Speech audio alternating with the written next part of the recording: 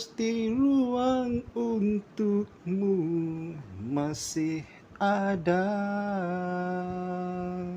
Sudah puas ku menghimpun doa agar kau berubah, berpaling membentuk impian hidup kita.